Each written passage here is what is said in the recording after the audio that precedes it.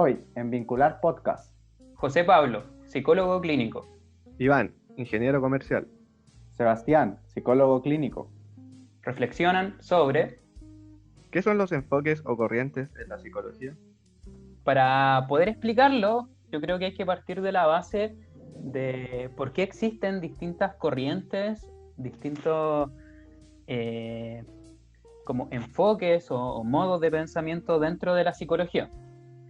Un poco lo explicamos en el primer capítulo, donde dijimos que las diferencias de por qué un psicólogo de determinada corriente o enfoque es distinto a otro psicólogo de otra corriente, lo que los diferencia es cómo entienden el problema que trae la persona a la psicoterapia.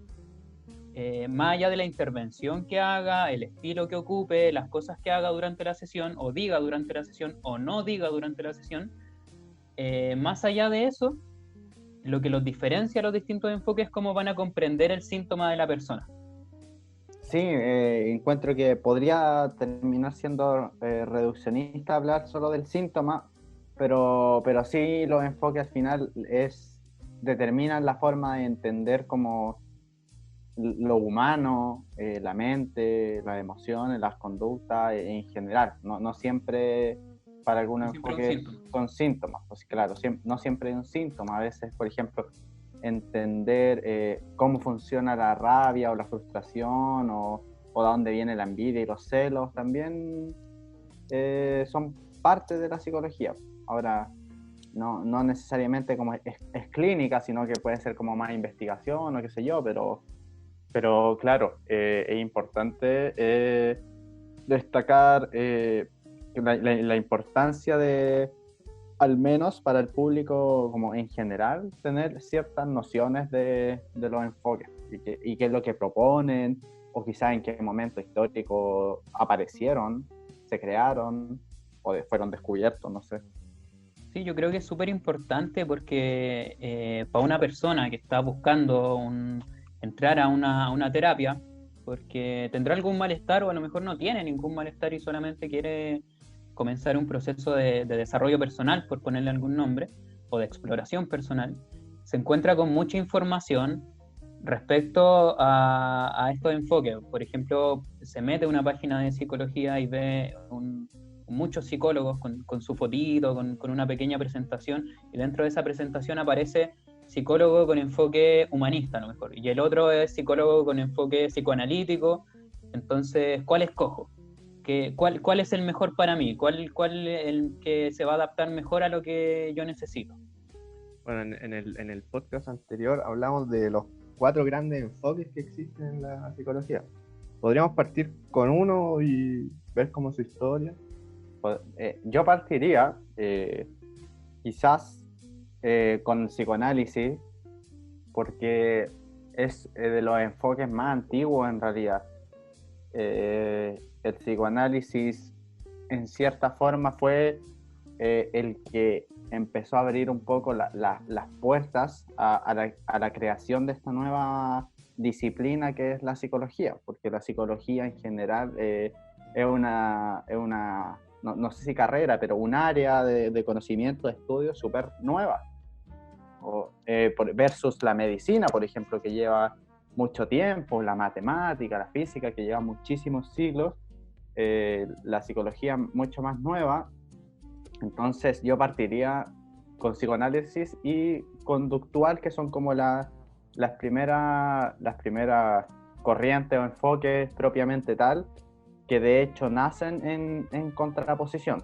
Pero ya, partiendo por el psicoanálisis, probablemente es uno de los enfoques más conocidos de la psicología. La gente, de hecho, hay conceptos o autores, por ejemplo, en este caso Freud, que son bien conocidos. O sea, uno lo pasan de hecho en la media, en no sé si segundo medio, por ahí. Pasan psicología, o pasaban al menos en mis tiempos, ya no sé cómo está la escolaridad, pero pasaban en el área de filosofía también psicología, y siempre, en cualquier parte, al viejo se coche. pasaban a Freud, al tatita Freud. como para dar un poco de contexto, claro, como decía el Sebastián, la psicología es algo que uno puede, si uno se remonta a la historia de la humanidad, es una práctica súper nueva.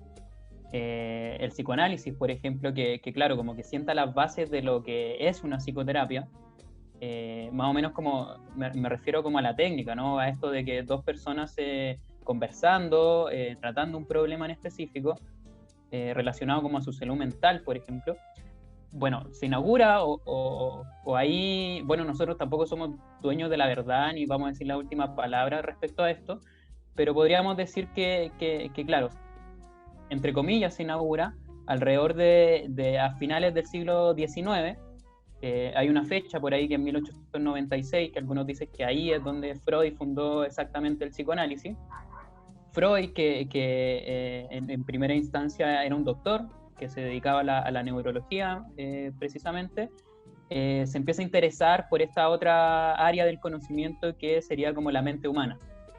Ya no el cerebro, ya no la neurona, lo que pasa así como más a nivel biológico, sino por la mente de las personas. Y comienza a desarrollar su teoría a finales del siglo XIX, comienzo del siglo XX.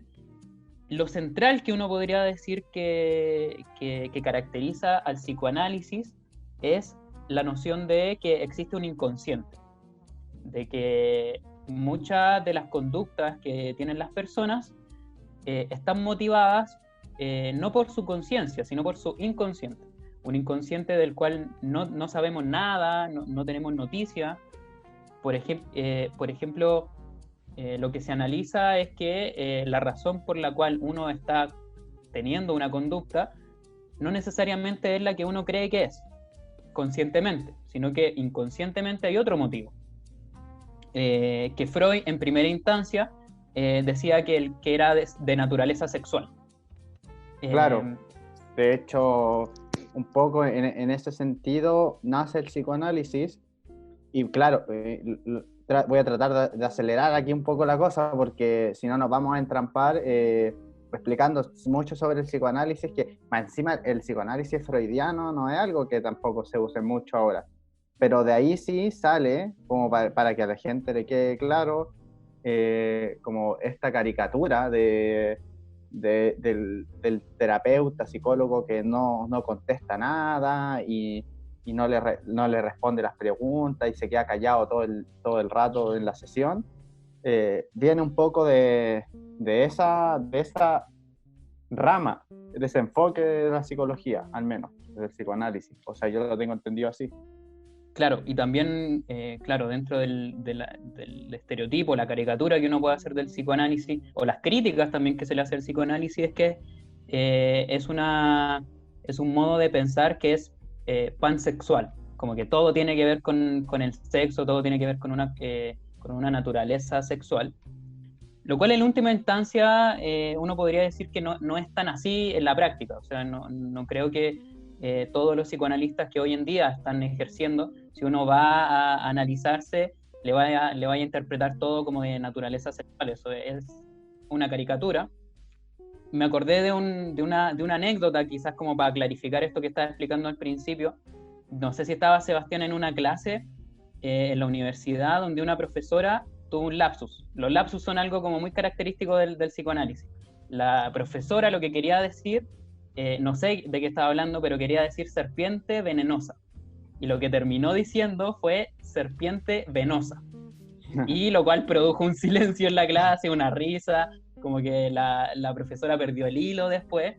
Pero ahí, claro, como que un psicoanalista diría, eso es un lapsus, no es un error como un error porque uno cometió un error simplemente, sino que hay algo detrás que hizo que esa persona cometiera ese error y terminara diciendo serpiente venosa. Claro, que no vamos a explicar lo que la gente generalmente podría pensar con eso, pero claramente no fue algo cómodo de decir en ese momento. Para nada. Pero claro, por ahí va un poco el tema del psicoanálisis. Espero que les vaya quedando claro en realidad, porque estamos tratando de resumir de una manera un poco obscena años y años de teoría. Es como para que les quede un poco más claro por dónde va o cómo pensaba y piensa el psicoanálisis, la mente y la conducta, que tiene esta idea de hay algo inconsciente, está la mente, está una parte inconsciente, otra consciente, y que lo inconsciente de alguna u otra forma determina o está ahí como siempre presente, maquineando las cosas. Y por otro lado, tenemos lo que nos decía Iván, que nos proponía al inicio partir, que era la corriente o enfoque conductual en su momento, conductual. ¿Por qué conductual? Porque nace en respuesta a la pongámosle, creación del psicoanálisis, y lo que va a decir al final, lo conductual, es como, mira viejo, como existe la mente, probablemente, pero como no podemos estudiarla, no hay una forma de medir la mente, de tomarle fotos, entonces la vamos a omitir, nos vamos a quedar con lo que le decía la caja negra, no vamos a meternos con la mente, nos vamos a meter con la conducta, por eso se llama conductual, enfoque conductual. Nos vamos a enfocar en la conducta, o sea, no me va a importar eso que decís tú, psicoanalista, de lo inconsciente, no, claro, pamplina, eso no sabemos si existe, no lo que sí sabemos que existe, claro, es lo que uno hace, o sea, no le importa. Sería como más basarse en hechos, en lo que está pasando, claro, lo que se por puede ejemplo, ver. Claro, lo que se puede ver, cómo uno se mueve en el mundo, qué cosa hace, y con eso vamos a trabajar. Y ahí hay un montón de autores que en cierta forma fundaron la corriente conductual, ya sea Skinner, Pavlov, desde su inicio, pero tienen un experimento súper conocido, es como este experimento del perro, que era como un perro que le mostraban comida y salivaba, obviamente, pues uno ve un sanguchito y le dan ganas o un limón y empieza a salivar, bueno, el perro le mostraban comida, salivaba, y lo que al final empiezan a hacer es tocar una campana cada vez que le mostraban comida y salivaba, entonces en algún momento lo que se dieron cuenta es que no le mostraban comida, solo hacían sonar la campana y el perro empezaba a salivar. Como que ya lo tenía asociado, así como que campanas es lo mismo que comía y empezaba a salivar solo el perro. Eso es súper claro como de conducta, pura conducta. ¿Qué pasa? Es que saliva. No le importa si el perro tiene inconsciente, tiene una mente, nada. Lo que pasa ahí es salivar. Y por ahí no le interesa si la comida le recuerda lo que comieron en su infancia, con su familia. No, el tema es que hay un estímulo y el perro o el humano o la persona tiene una respuesta específica. Claro. Y claro, así, esos son como los albores de lo que es hoy en día la psicología conductual cognitiva. Que como dijimos también en el capítulo anterior, en verdad desconocemos si existen hoy en día psicólogos conductuales que se rigen por estas teorías que surgieron al principio del siglo XX, sino que hubo un desarrollo de esta idea. Claro, fueron obviamente complejizándose. Como todas las teorías también. Claro, entonces, y dividiéndose en otras ramas dentro de la misma teoría. Pero un poco, para que le quede un poco más claro a la gente, se suele usar la teoría conductual o cognitiva en, por ejemplo, para entrenar perros, obviamente, pero en las personas también se usa mucho para las fobias. Hay unas formas de trabajar las fobias, que es, por ejemplo, la desensibilización sistemática o desensibilización progresiva. Suena raro, pero les voy a explicar un poco. Es fácil porque simplemente, por ejemplo, yo le tengo fobia a la araña, ¿ya? Pongamos que yo tengo una fobia a la araña y me voy a ir a atender con un psicólogo conductual cognitivo. Y lo que va a hacer ese psicólogo es, como que me da un poquito lo mismo, ¿por qué le tenéis fobia a la araña? No es como que le tengáis fobia porque la araña inconscientemente representa, no sé, tu papá que te pegaba. Eso lo haría un psicoanalista. El conductual cognitivo va a decir, bueno, mira, si le tenéis miedo a la araña, entonces vamos a ir acercándonos lentamente a lo que es una araña. vamos a partir, por ejemplo, aprendiendo técnicas de respiración para relajarnos cuando nos pase algo, y después nos vamos a ir acercando primero a imaginarme una araña, o después ver una fotito de una araña, después de a poquito, cuando vaya tolerando eso, un juguete de una araña, hasta que lograr por fin poner, no sé, pues, tener una araña en la misma pieza y no desmayarse. Eso sería como un trabajo súper conductual cognitivo, así como vieja escuela.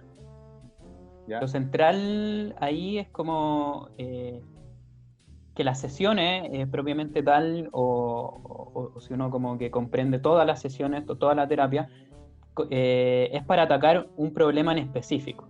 En las sesiones se trabaja en conjunto con el psicólogo cognitivo-conductual un tema en específico y tiene un carácter como educativo. O sea, el psicólogo cognitivo-conductual le enseña de alguna manera a la persona cómo superar su problema. Más que, como decía Sebastián, más que analizar las causas, más que entender el porqué, o dejar sesiones muy abiertas de las que se puede hablar de cualquier tema, como podrían ser de otras corrientes, el cognitivo-conductual es bien específico y tiene una meta clara. Tú llegas con un motivo de consulta y el psicólogo cognitivo-conductual se fija esa meta y se trabaja para lograr aquello. Lo que no significa que las otras corrientes no tengan metas, pero es algo que se ve más claramente en este tipo de terapia y dirige la terapia, dirige la terapia como de manera más, no sé cómo decirlo, de manera más directa, más directiva, más clara. Claro, Creo que pero con... hay que dejar en claro a la gente que igual esto depende mucho de estilos y todo, pero Claro. lo principal acá es como del estilo del terapeuta, me refiero. Lo principal acá es como piensa cada teoría la mente. Por ejemplo, ya explicamos que el psicoanálisis la piensa en términos de algo inconsciente y algo consciente, la cognitiva lo piensa en términos de conducta, de cosas, cómo se hacen, cómo uno se comporta en el mundo. Y eso nos da paso para seguir avanzando en las otras corrientes. Un puntito, como las críticas o el prejuicio que estaría como detrás de los psicólogos cognitivo-conductuales que trabajan con ratas todo el día o con perros o que reducen todo a estímulo-respuesta, que también es una caricatura que uno puede tener de estos tipos de terapeutas y que en la práctica claramente no es así. De hecho, se usa harto en esas, bueno, en otras teorías también, como el tema de dejarles tareas a los usuarios, los pacientes, como de cosas para hacer, que eso es menos común en el psicoanálisis, en la cognitiva sí es un poco más común, y en otras corrientes. Oye, Pero y esta otra corriente, la humanista o terapia gestal, ¿cómo podríamos Bien. describirla? En realidad, sin ser experto, sin saber mucho de esta teoría, a decir verdad, yo podría decir que la teoría gestal estaría como dentro de la psicología humanista, al menos en sus orígenes. Entiendo que hay psicólogos de otras corrientes que usan la teoría gestal como técnica, como más ligado a la intervención. La psicología humanista nace también, sería reduccionista también decir como en respuesta al psicoanálisis y al conductismo, porque lo que dicen ellos es como que nace como de un modo de aportar a estas ideas y con una crítica clara, como diciendo que, bueno, estas otras corrientes se enfocan solo en las enfermedades de la persona, en el sufrimiento, y no se enfocan tanto como en la experiencia de la persona, es como en la integración de las cosas que experimenta, por ejemplo. Hay un énfasis como muy fuerte en la psicología humanista en decir que en cada uno de nosotros existe un tipo de sabiduría que es lo que nos llevaría a solucionar nuestros problemas. claro, como que en cierta forma en cada uno de los humanos, individuos, está la cura para lo que le pasa. Como que al final la terapia va a ir en ese sentido, ¿no? Como en ese sentido de yo como psicoanalista o conductual sé cómo curarte, sino como tú mismo, yo te voy a ayudar a descubrir qué tienes tú adentro o de qué forma está como tu curación en ti mismo. Pero eso se podría hacer con ejemplo, o sea, se me ocurre, no sé si la verdad, un ejemplo muy burdo, así como por ejemplo una persona que choca con un auto. Como que las otras se enfocan en por qué chocó y los humanistas se enfocan en qué aprendiste de esa situación como para no volver a chocar, algo así. O es muy... Yo lo encuentro un poco burdo el ejemplo, es Sí, complicado pero... porque estamos hablando de un accidente de tráfico. Ya, pero... pero, pero sí, mira, así como a resumen, una persona va a hacer algo, por ejemplo, no sé, no tener amigos, porque es muy peleador y no tiene amigos, ¿ya? El psicoanálisis te va a decir, esta persona pelea porque inconscientemente está, no sé, peleando con su papá, que lo abandonó, no sé qué cuestión, ¿ya? Eso va a ser psicoanálisis.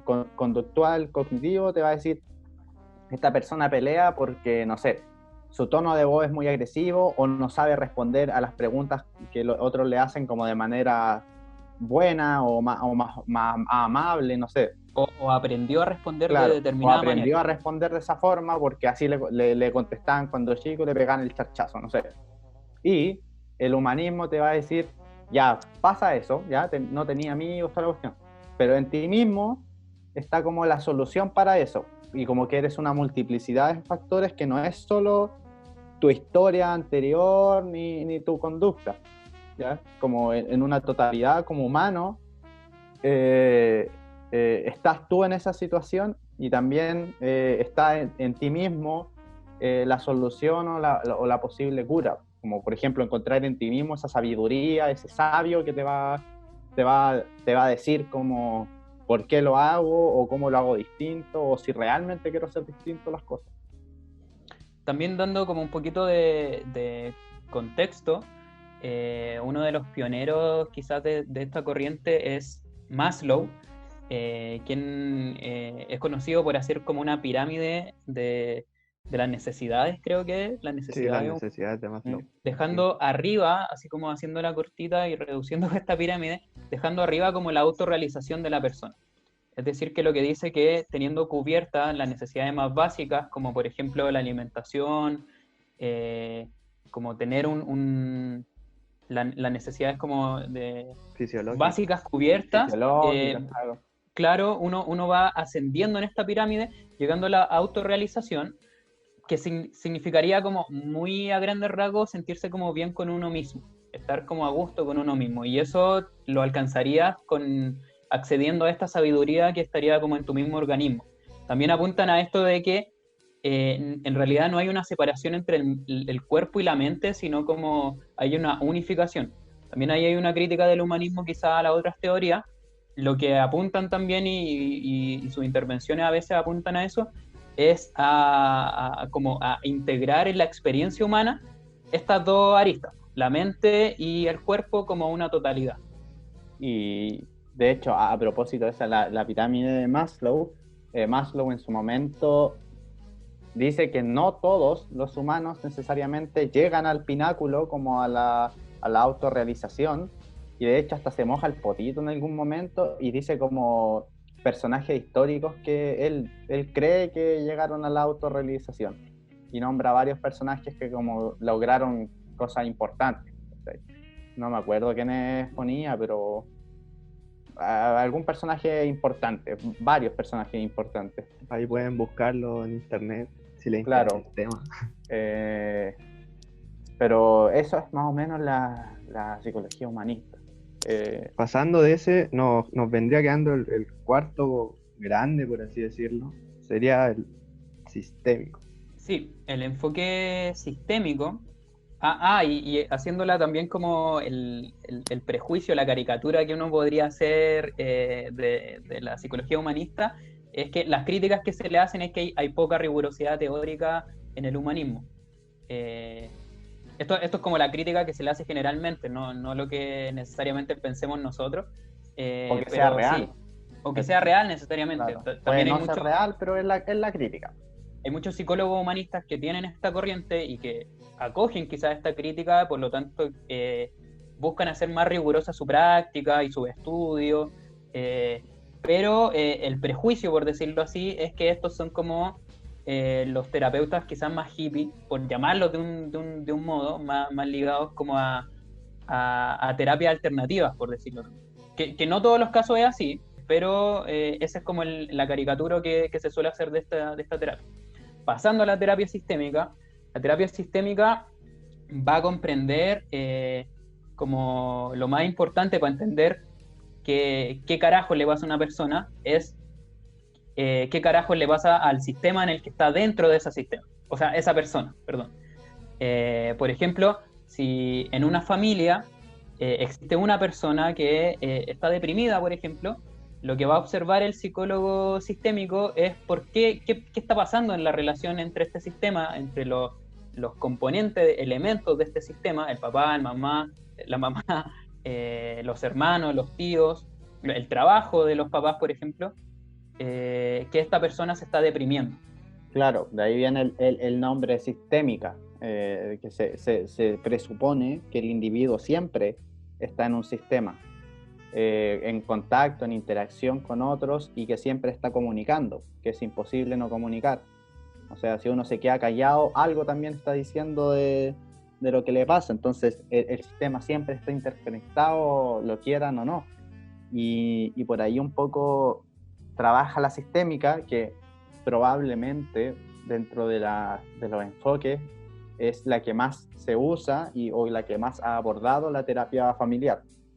Generalmente los terapeutas familiares tienden a ser terapeutas sistémicos, o al menos es una de las teorías, de lo que yo conozco por lo menos, que se ha enfocado especialmente o con mayor rigurosidad a temas referentes a sistema, obviamente, a familia. Familia, a las parejas, por ejemplo. Claro. Entonces, lo más probable es que caballero, señora, señorita, señorite, si va con su familia a un terapeuta o busca un terapeuta para su familia porque está la embarrada en el sistema, va a ser muy probablemente sistémico el terapeuta, y no por eso significa que no hayan de otros enfoques que trabajen con familias, pero es lo más común. Es lo que más se observa. Claro. Uh-huh. Esos son como los 4 enfoques en general de la psicología. Claro. Ahí, también no sé como la reducción que uno puede hacer. El estereotipo sistémico. Quizás como es que uno podría decir como que no trabajan con reducidamente. Claro, pues como decir, los psicólogos sistémicos solo son terapeutas familiares y no trabajan con una persona sola que no quiere ir con su familia o que no tiene un sistema como que lo apañe y que quiera ir a una terapia con él. Claro. Eso no es cierto. O que te puede forzar un poco a que el problema que te pasa tenga que ver con un sistema. Entonces, como, no, viejo, yo vengo aquí porque, no sé, yo me encuentro feo. Y que el terapeuta sistémico como que te insista en que te encontréis feo porque algo pasa en tu sistema familiar que te encontréis feo, cuando sí, podría ser, como también podría no serlo. Claro, a lo mejor la persona le dice, no, loco, mi familia me encuentra hermoso, si yo nomás me encuentro feo. Entonces, ahí puede que sea algo más individual, puede que no, bueno, ahí depende de la teoría sistémica, pero ese puede ser como el prejuicio. Yo creo que el principal prejuicio para los sistémicos es que no trabajan con individuos, como que la gente podría pensar que los sistémicos solo trabajan con familia. No es así, en hartos casos a veces sí, pero ser sistémico no significa solamente trabajar con familias, porque no pueden con individuos. Para ir cerrando como esta explicación, que lo vuelvo a repetir, bien por encimita de lo que son estas teorías, que en realidad son bien robustas, porque... muy por encima, tienen años de desarrollo, muchas como ramas además dentro de cada corriente, muchos autores que incluso no piensan lo mismo dentro de las mismas corrientes. Es importante aclarar que cada psicólogo, sin importar la corriente en la que esté, puede tratar los mismos problemas, por ejemplo. O sea, no me gustaría que luego de este podcast la gente se vaya pensando en que yo tengo una fobia con la araña, entonces en específico tengo que ir con un psicólogo cognitivo-conductual, no sé, tengo un problema en mi familia, entonces en específico tengo que ir a un psicólogo sistémico, puede que sí, pero también puede que no. O sea, también todos los psicólogos de distintas corrientes pueden abordar los mismos problemas, solo que lo van a abordar de una manera distinta, o lo van a comprender de una manera distinta. Es importante eso, que a la gente le quede claro que al final todos los psicólogos, independientes de su corriente, pueden trabajar con, digamos, casi todos los problemas, porque igual hay problemas que son más de especialidad, Sí. y quizás podríamos también abordar en un futuro podcast, como para que la gente sepa un poco cuándo realmente necesita un especialista, como un psicólogo especialista en ciertos trastornos, y cuándo un psicólogo normal puede trabajarlo, porque pasa harto que la gente, pensando que le conviene más irse con un especialista, termina pagando más de lo que necesitaba pagar, porque su problema lo podía trabajar cualquier psicólogo de cualquier enfoque. Entonces es importante eso, que la gente entienda que estos enfoques importan un poco más para los psicólogos en sí mismos, no para uno como paciente. Uno como paciente en realidad puede ir a cualquiera del oeste, y como les decíamos en el capítulo anterior, lo que más importa es el vínculo y cómo uno se sienta con el psicólogo. Como que... Puede que, y yo creo que pasa mucho, que el paciente o uno que puede ir a terapia, puede que ni se entere del enfoque desde el cual trabaja el terapeuta, puede que no sea tan relevante para la terapia. Lo que más importa, claro, es como este vínculo, es sentirse bien, en confianza con esta persona, y eso, yo creo que eso es lo más importante.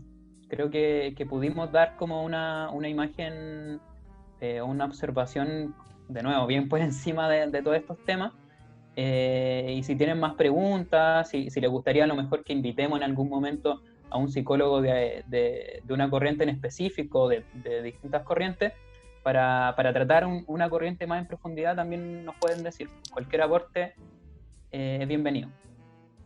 Bueno, y con esto concluimos entonces nuestro capítulo de hoy, y me gustaría terminarlo con un aplauso también.